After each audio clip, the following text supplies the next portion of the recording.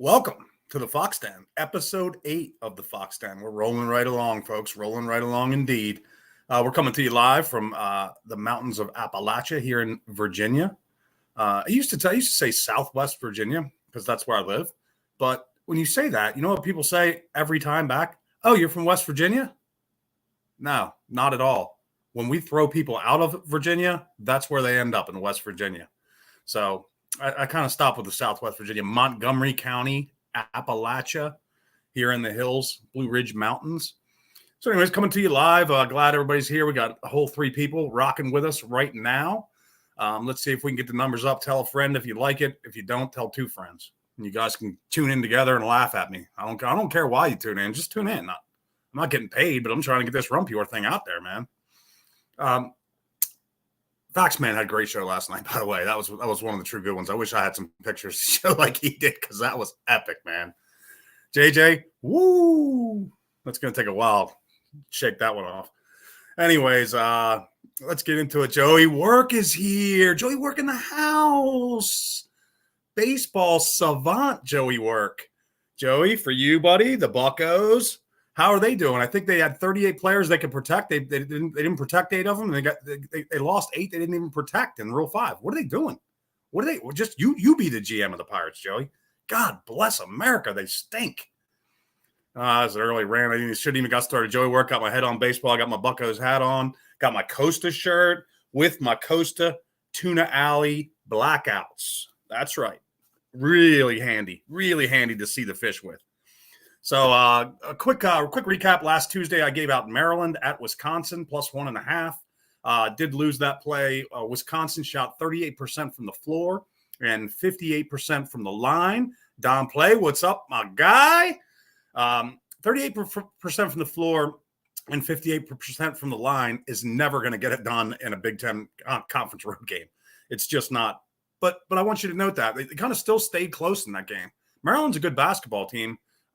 They didn't need to shoot lights out in that game to win by any means, but 38% from the floor, 58 from the line. Obviously, that's well below what they do normally. And I encourage you to do that, right? When it's easy when we win plays, we just go, oh, we won, right? We won. We're the man. I handicap it to win. Why wouldn't it win, right? So we don't really look back on it. When we lose, a lot of times some people are too pissed to look back on it, right? Again, you'll find me. I'm a 1 to 5% guy. You know, you can call me conservative, leather ass, whatever you want. It keeps you in the game. Bankroll management. Be smart with it. Stay in the game. No, home run hits, but no home run bombs, so to speak. But I like to look at all of them afterwards. You know, whether I win, lose, or draw. To be honest with you, grade your handicapping. Grade what you're doing. If you're handicapping games, you need to know if you need to redo a system or retool it, tweak it, look at different things, or whether variance got you, right? We talked about that in football a ton of times. When you lose a game because of a random variance, you just got to chalk it up. That's just part of this game. That's the reason you only need to hit, you hit 54, 55%. You're a legend in this game. There's a reason for that. So anyways, Maryland took the L there on the road for us. Got a few pending still. We got Michigan an 8-1. We have an under 34 in Army Navy. That's down to 32.5. So if you were tuned into that show, you bought the best number out there. And I that thing's not going up from there, I can tell you. And if it gets cold in Philly, it'll go down. It'll go down some more. Talked up the Army Navy game with Fox today, actually. It's one of my favorite football games of the year. Most people don't like it, don't watch it. The people that don't watch it don't like it because they say it's not exciting. And to me, it's a lot of running the football, right? It's to the same offenses. It's a mirrored game. Both teams know what the other team's going to do. It's about who does it better and executes and hits the occasional 1 pass in 5 attempts is usually what ends up being the dividing line there in the Army Navy game. I love the game. If you get a chance to go to an Army Navy game, I promise you, go. Because you will then contact me on social media and be like, dude, that was the best decision I ever made in my life. If you're like me, you'll have tears in your eyes at the end when Army's standing in front of, Navy's alma mater being played and standing there with respect, their helmet under their arm, their hands behind their back. It's just something you won't see in any other sport. So we got that one going for us. That's still pending. I'm going to give out 2 hoops plays that I played today at the end of the show. And I also took a little dip into the Division I AA playoffs. Yeah, cool kids. Not going to say FCS. Not going to do it. Not going to do it just because they changed the name. I hope the Division I AA is not offensive to anyone. Pie in the house, melting ice with the hockey plays on the tweeter. Best pie eater on the tweeter with your hockey winners. These dudes giving out like plus 155. I mean, smashing it, dude. I don't know what you people are doing. The 12 of you here. If you don't go on Twitter right now and look this guy up, you can look at all his plays. You can look at his plus minus. I can promise you, you're literally giving money away if you don't follow Pie Eater's hockey deal, man. He's off the charts, and I ain't lying. I'm riding. I'm ride or die with that dude, man. He's done enough that I'm gonna stick with him. So we're gonna go over some NCAA football. We're gonna go over the final, the two big bowl games. We're gonna touch on the KSU Alabama game again, but really not much shaking down there. The bowl show is yet to come. We'll see how we handle that.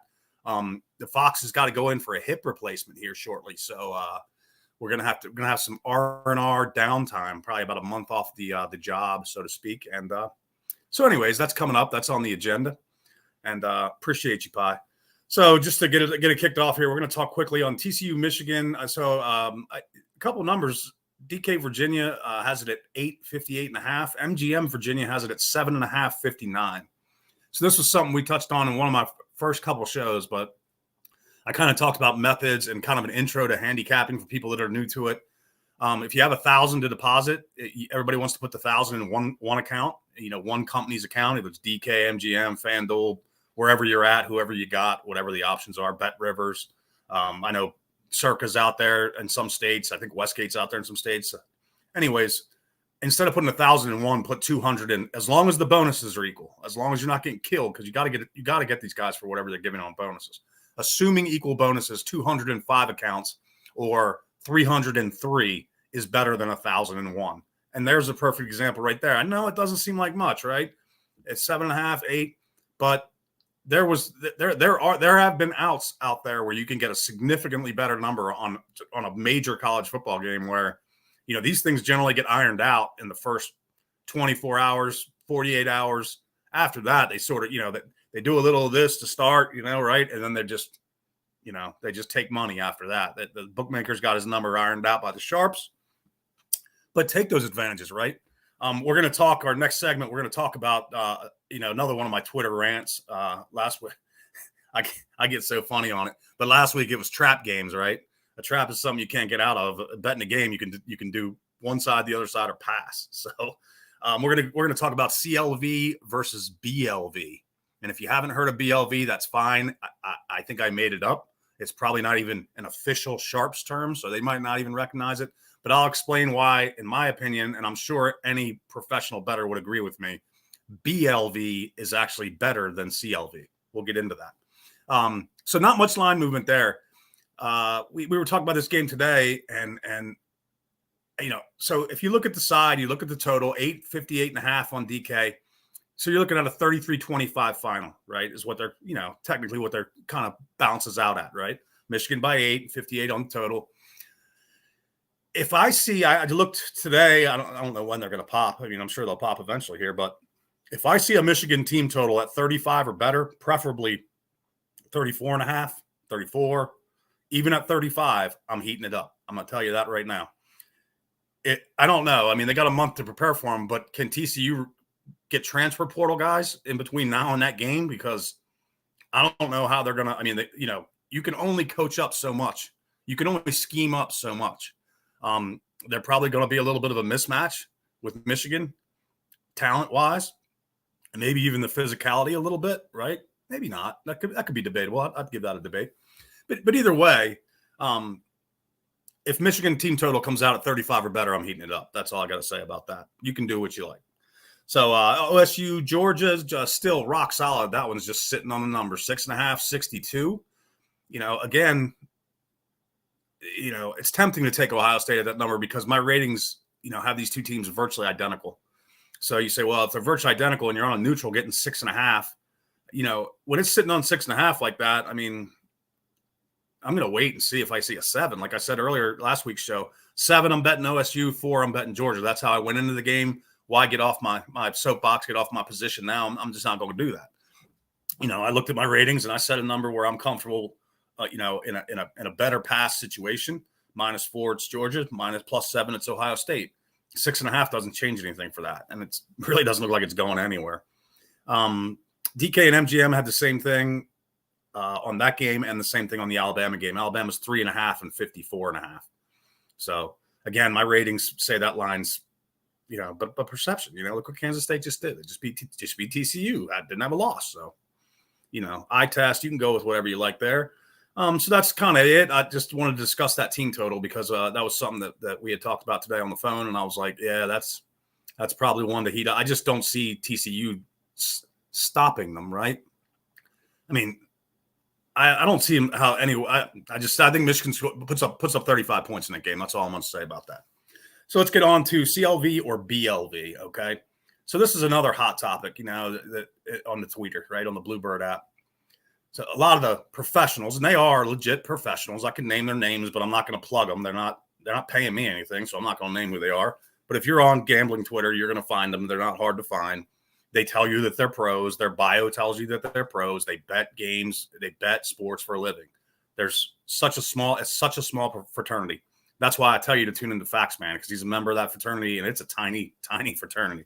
Put it this way, there's more NFL players than there are probably professional sports bettors in the United States. I could be wrong, but they always get on it because, the public will say, well, CLV, what's CLV? I mean, what do I care? Like that game we just talked about. Michigan 8, Michigan 7.5. What's that going to, that doesn't really, that's not. Well, listen, CLV, I'm one of the guys that's kind of, so I have a unique position on this game, right? And if I said it on Twitter, that people would jump down my throat as a public square, right? If I go out and buy a truck tomorrow, and it's a $40,000 truck, and I get it for $30,000, and I pull in the driveway, and my wife says, "Wow, that's a nice truck. What'd you pay for it?" I said, "Baby, this truck's worth $40K. I got it for $30." That is value. Why is it value? Because I got a truck for my money. I have something tangible for my money. So to me, the literal definition of value, you have to get something. So is there CLV on losing plays? This is where I think the crux of this argument falls between public bettors and professional gamblers on Twitter, because how can there be value in a bet you lose, right? You lost the bet. Well, the reason the public gets mad at that is because they see not only the professionals, but a lot of professional touts and services will post on there. Well, we lost, we lost that game, but hey, we got 2.5 points of CLV, so clearly we know what we're doing. They use the CLV as a face saver when they lose. Listen, you're gonna win, you're gonna lose, you're going streaks, you win streaks, lose streaks, whatever. Just suck it up. You lost, like Flax always says. Either one of you lost or you tied. So I think that's where the majority of the people that don't do it for a living say CLV. I mean, how can you have CLV in a loss? Well, you can't. Quite frankly, you can't. Yes, you got it. Yes, I'm not such a meathead to not understand. If I place 1,000 bets, use 1,000 bet sample, use 100 bet sample because it's easier on the math. If I place 100 bets and the game is always, I get 2.5 and you get 3 laying I get -2.5, you get -3. I mean, say one guy goes, the guy that lays -3 goes 55 and 45. I'm probably going to go 57 and 33 or whatever. But bottom line being 43. But the point being is that I understand over a large sample size, and these guys are doing it for a living. So they have a large sample size. So yes, it is cool to always get CLV or get CLV as much as you can. In college football, I get it about 6 to 7 out of every 10 games I betting Sunday night openers in college football. But again, I don't win 60 to 70% of bets. So to me, the value is there when I put the ticket in my pocket or cash the ticket and put it in my pocket, or the winnings are realized in my account. Being a 1 to 5% better, every day is a new day, right? So if I go 5-0 yesterday, I'm betting a higher amount tomorrow or today. If I go, 2-3, I'm betting a slightly lower amount, right? So to me, the CLV, true CLV, right, is you got to realize it. You don't have the truck. How can you have value on something you got nothing for? If I put 500 on a game and I got the best line by 3 points and I lose, I got nothing for my $500. Nothing. So isn't the definition of value somewhere in there? You got to get something? I would assume so. How can you have value with getting nothing? over the course of 100,000 plays, whatever, over the course of a season, CLV is huge. So I'm not an idiot. I'm not a dummy fighting with the big pro bettors on Twitter. I'm just saying what I'm more concerned with is BLV. And I'm going to give you an example of that right now. So Michigan, TCU, and I'm just going to use one book as an example. Numbers are all over the place on this game, or were when they opened. Michigan opens at 9.5. Okay. Michigan is currently at 7.5. Okay. So say I bet 8.5 Michigan. The game closes at 10.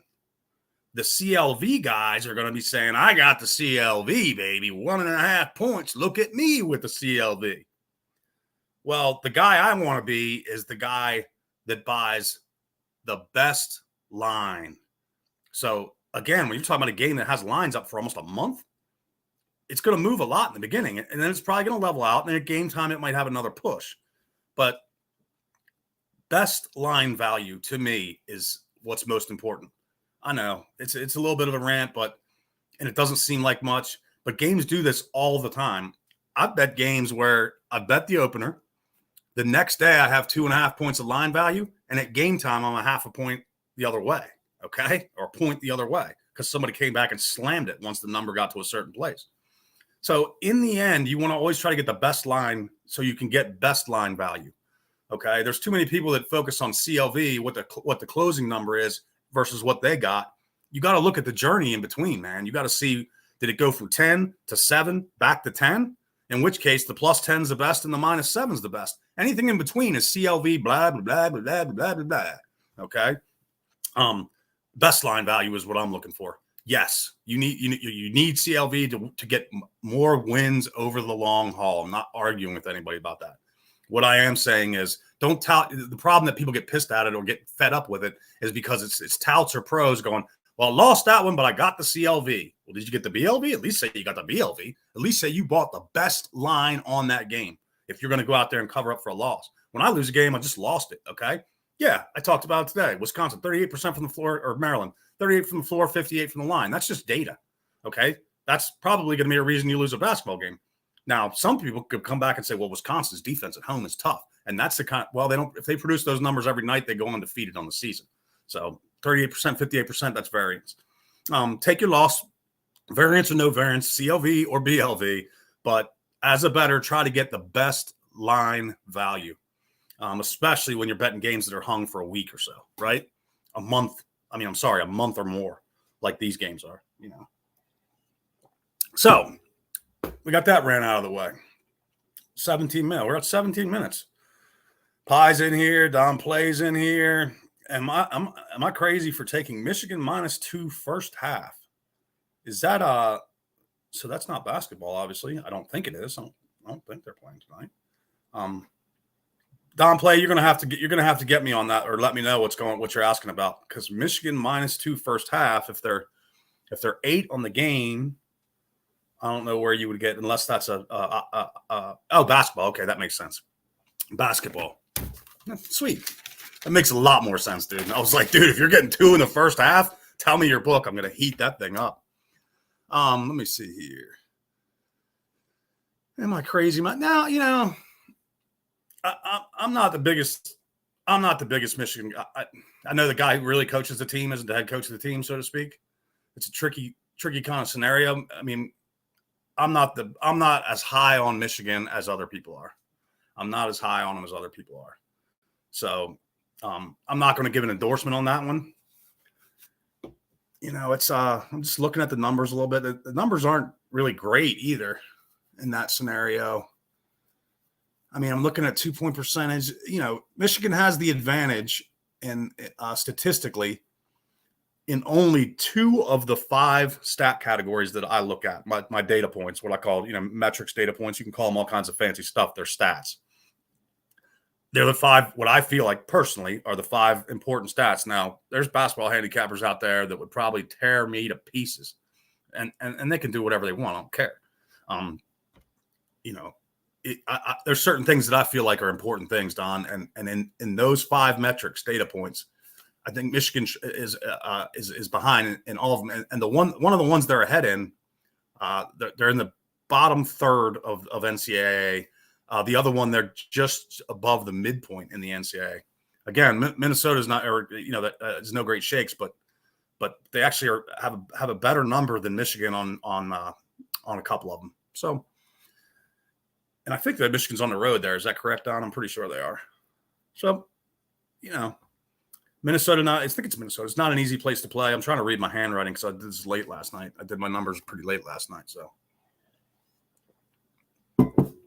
me personally, I probably would stay away from that, but that probably means it's going to win for you. So, you're not crazy for taking anything, Don, to be honest with you.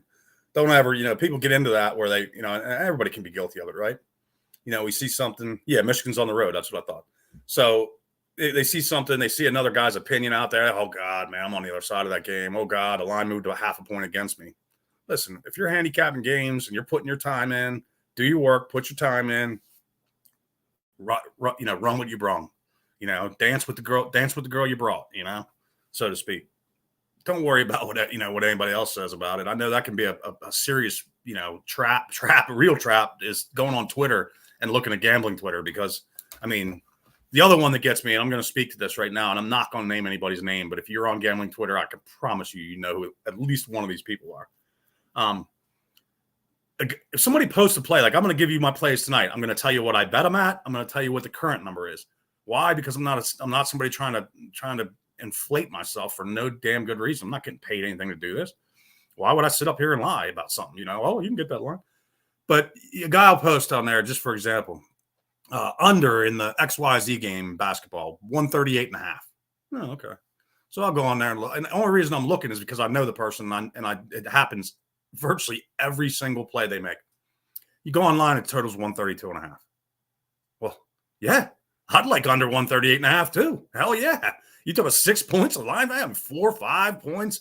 I get it. There's openers, lines move, but lines don't generally move that much all the time. So I try to be, transparent in what I do.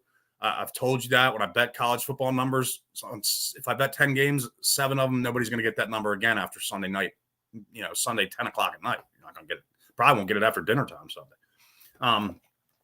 But these people that do that, it kind of aggravates me because then what it does, you want to talk about CLV or BLV. If you were to bet every total at under 138.5 and every total that you could find it at any book was at 134, say, you're going to win a ton more games than you're going to lose. Just simply in that small example, say every one of your bets was at 4 points difference. That's a freaking teaser in basketball. So I try not to do that. I caution you to avoid that. Gambling Twitter can be a weird place, but there's a lot of really good guys out there, and I've really met some great people, and I'm thankful for it. It's pretty easy to sort through the riffraff, actually. I don't think you'll have much trouble, if you know what I mean. So we covered Don's question on Michigan. That would be a no play for me, Don, but like I said, if you feel good about it, fire away, my man, fire away, and I'll be rooting. If you play it, I'll be rooting for it. I promise that. I'm not, I root for people to win.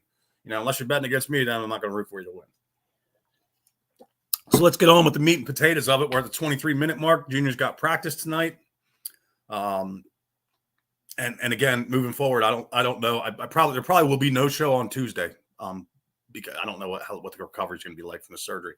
So I'll keep everybody posted. I'll be in touch with JJ and I'll be in touch with Fax and we'll get over a bowl show. I'm sure by Thursday. If I'm not right, it's probably because I'm still in the hospital and the surgeon cut off the wrong hip or something. I don't know. So. But no show Tuesday. Faxman Friday. Mañana. Don't miss it. Why would you miss it? A professional gambler goes on YouTube 3 times a week and tells you what he bets and holds the ticket up in front of the camera like this. Okay? That's pretty valuable in my opinion. I'm sorry. Like we always used to say when we were real young, like when I started doing this in high school, if we knew a guy that bet $1,000 on a game in the 80s, it was like we pulled together everything we could. It didn't matter if the side looked good or bad or indifferent. The guy's got $1,000 on it, dude. He must really believe in it. He believes in it enough to put $1,000 on it. Let's put 100 on it. In 1980s, dude, it's a lot of money, especially when you didn't have a job or had a job that paid $4 an hour. So anyways, tune in, Faxman Friday. He smashes it. 16 people were up from last week. I appreciate everybody.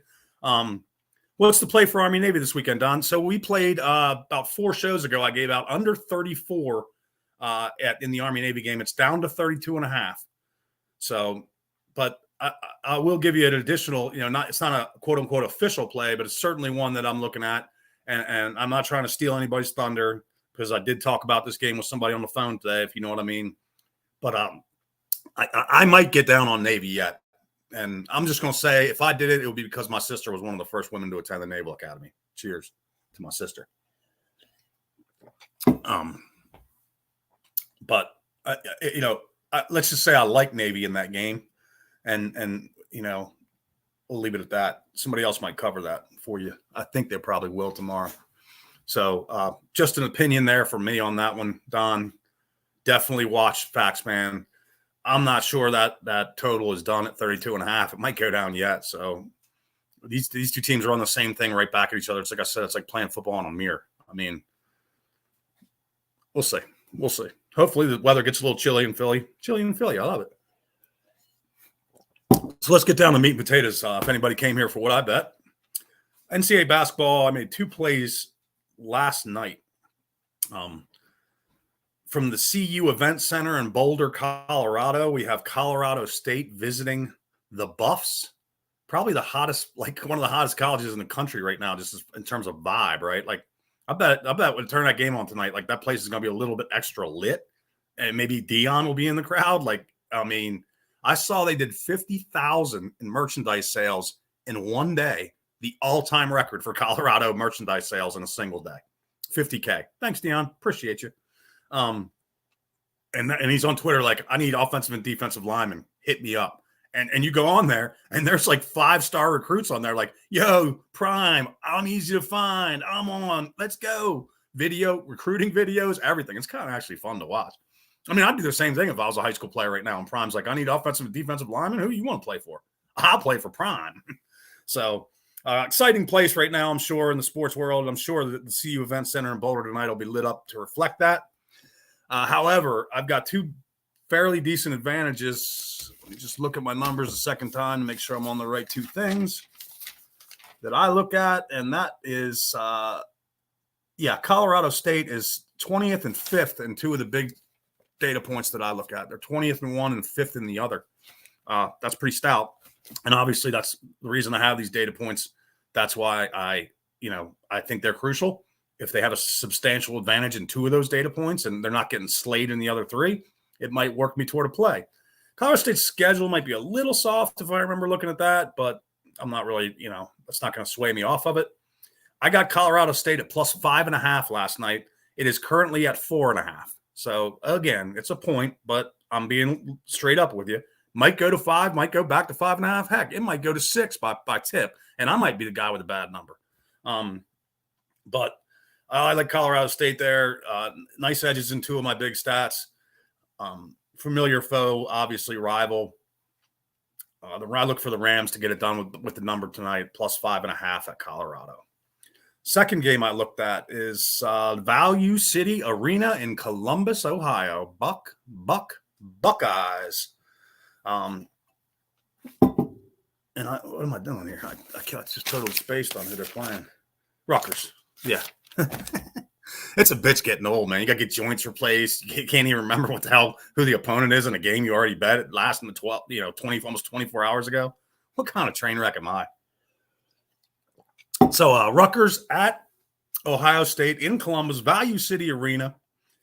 Again, looking at the key stats I look at, Ohio State is in the top 20% of the country in 4 of my 5 top data points. So you're at home, and listen, I want to be very clear here. Rutgers is a good basketball team, and I actually won on Rutgers. I want to say it was Saturday or Sunday. I think it was Sunday, but they heated somebody up. Was it Miami? But they heated them up, and Rutgers is a nice basketball team, man. I'm not going to lie, but Ohio State's very solid.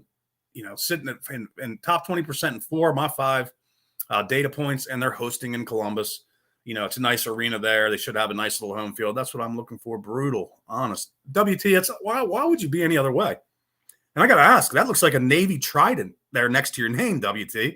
I appreciate the Facts people coming over too, man. You guys are the best. We got to get all of them in here. So I sided with Ohio State. That line has not moved 1 inch since then. I checked it right before the show. It's still Ohio State 6. So if you want to join me there, if you want to fade me and get on Rutgers, have at it, man. I don't hope you win. I hope I win, but I don't blame people if they tune in, if they want to follow me, fade me, or like I said, print the plays out and put them on the bottom of a bird cage. It's up to you. I'm not charging anything. It's free. I'm just telling you what I bet. Win, lose, or draw. I ain't going to change. I'm not going to sit here and act like, a tout. I'm not going to sit here and act like some kind of scam artist. I'm not that. Never will be. Also made one play. I'm gonna give a childhood friend some props. And actually, we've known each other since we were 5 or 6 years old and been best pals from jump pretty much. It's funny, when I met him, I was a Led Zeppelin guy. He was a Stones guy, and now it's probably, he was heavy Stones. I was heavy Lead, and now I've got a Stones tongue tattooed on me. I mean, I'm a huge Stones fan. I've seen almost every tour I could see since probably in the 80s sometime, 89 maybe. Anyways, he's a friend of mine. He's actually one of the leading tacklers in one of the teams playing in this game that I'm going to talk about in their program history. Had a cup of coffee with the New Orleans Saints, but he's my guy. He's a good friend, great friend. He's a brother, truly is.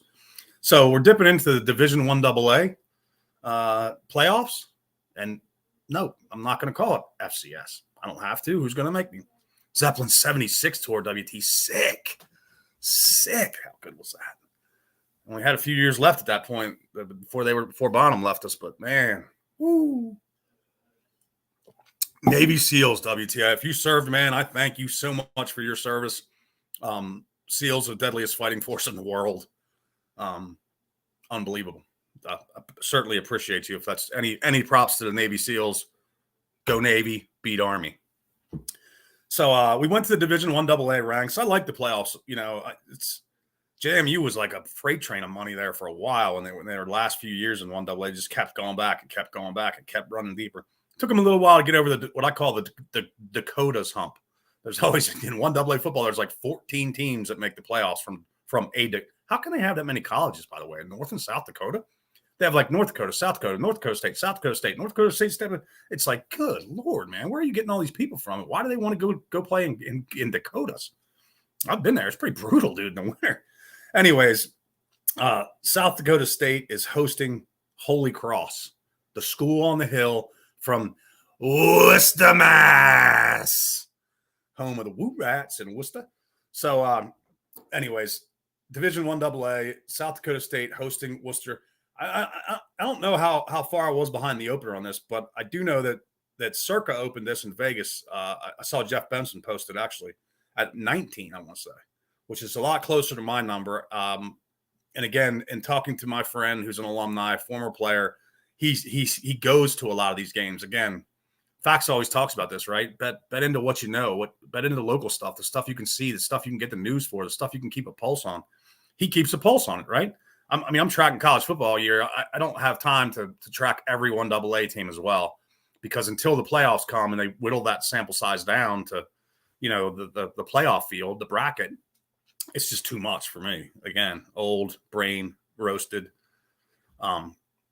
Support guy for the SEALs. Well, thank you regardless. I guarantee the SEALs thank you. You support guy for the SEALs. You talk about supporting some warriors, man. That's a beast job. Cheers to you, WT. So we're going Division I AA. South Dakota State hosting Holy Cross. I bet it at -17. Circa opened at 19. The current is 18. But I can tell you what my line was there. In talking with him, he helped me shape that. I was in on South Dakota State at 21 or better. Okay, and I'll just give it to you in his words. And I'm not obviously not naming his name because he's an alumni of the school, and he's giving helping me out looking at the game. But he said, I just don't know how they can keep it like even remotely keep it close. And Holy Cross is, I'm gonna tell you a little heads up. Keep an eye on this Holy Cross football coach. There's a couple coaches you want to definitely keep an eye on. Holy Cross and Delaware. Those guys are both probably en route to I want to say like a MAC, a Sun Belt, non-Power 5 job, but it's not going to take long. It's not going to take long at all. Mark Duffner, greatest coach in Holy Cross history. they used to basically, the Lambert Cup used to just stay in Worcester at Holy Cross in the early 90s. It didn't need to go anywhere, late 80s, early 90s. They just beat the brakes off of everybody. They were like, yep, another 11-win season, another 11-win season, another. They were invited to bowls as a 1AA team when Duffner was there. That's a fact, folks. Their school administration didn't allow them to go because of academics, right? Love it. But yeah, so we're on South Dakota State laying the 17 at home against Holy Cross this weekend, college football. So 3 plays I gave out that I bet today. You can do what you will with them. I hope that I hope they all win, and if you're telling them, I hope everybody here wins, and I hope you win your plays tonight. That's what matters, right? We're all here to do the same thing. We're just trying to get a little bit of the book's money and keep it rolling on to the next day. So, but I appreciate everybody that's been here tonight. Don Play, Pie, WT, so many people. I appreciate the people that support it. 16 people watching right now. The numbers are going up. I really do appreciate you guys, and it gets a lot better when like WT's in here and Don's asking questions, and it makes it a little livelier, right? You guys just don't want to hear me drone on about that sports bet. I mean, it's a sports betting show, so of course I'm going to talk about it. I haven't had the guy show up from Facts Show that goes, "Why do you always talk about sports betting?" Well, because it's a sports betting show. So I do like to get into the stories. I've told a few, but Facts obviously has the corner of the market on that. He's got everything laid out for that. I don't know. I'm not the biggest storyteller, right? But I do like to get a few out there every now and again. Maybe I told the story of Snake, the one of the highest recruited high school hockey players in the country that chose to play small college football instead of playing for a Frozen Four hockey program in college. But he always used to show up with a guy, and I have to say I don't remember his real name, but Satan. We called him Satan. He was like Danny DeVito size, and he had curly hair, and 2 of them inevitably by the end of the night always ended up like this. And trust me, there was a lot of other reasons we called him Satan, but that was the main one. But I'm going to get to a story on one of these shows about him launching himself out a 4-story window on campus. It's a great story, but I don't have time for it tonight. We got Ryan Cuss. You still there's a lot of point shaving in college. Too many weird things happen still. Basketball. But, if there is, I'm not going to say there isn't players that can win games and not cover spreads. A point guard, can throw a couple away at the end of a game. They're laying 15. They're up 16, and he chunks a couple away at the end for easy layups the other way. I don't know if it happens or not. I mean, I can't say it. It's happened. I know that.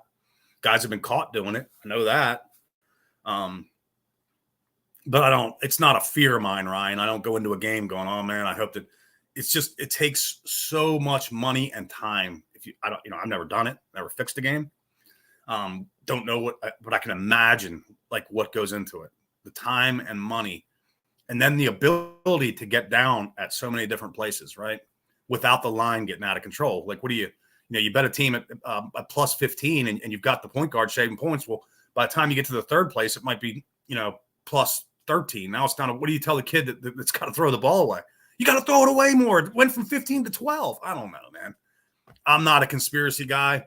I believe Lee Harvey Oswald shot and killed President Kennedy, but I don't believe he was the only person there that day to do it. How about that?